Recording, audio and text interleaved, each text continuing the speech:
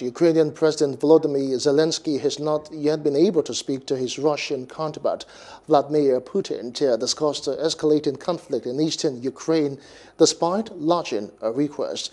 Now, Kiev and Moscow have traded blame over the worsening situation in the eastern Donbas region, where Ukrainian troops have battered Russian-backed forces in the conflict. Kiev says it has killed 14,000 people since 2014.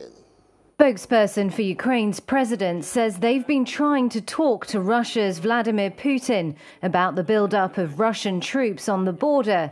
But Putin isn't taking the call. Kiev and Moscow have traded blame over the worsening situation in the eastern Donbas region. President Volodymyr Zelenskyy's office says Russia has rebuffed attempts by Kiev to start talks over its increased military presence, while a Kremlin spokesman says they have seen no such request for talks in recent days. Video shows dozens of troop carriers and missile launchers lining up along tracks running through southern Russia in a region bordering Ukraine. Moscow denies it is part of the conflict in eastern Ukraine, saying it provides only humanitarian and political support to the separatists. Zelenskyy's spokeswoman says Russia has amassed 40,000 troops on their eastern border and more than 40,000 troops in Crimea.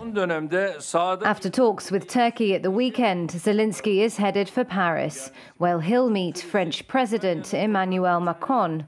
Ukraine fears the Kremlin is engineering a crisis to rally Russians around a foreign enemy ahead of parliamentary elections in September, in an attempt to shift the narrative away from domestic issues, such as jailed opposition figure Alexei Navalny. The Kremlin says Russia is free to move forces around its own territory as it sees fit for defensive purposes. The standoff has sparked concerns from Ukraine's Western backers.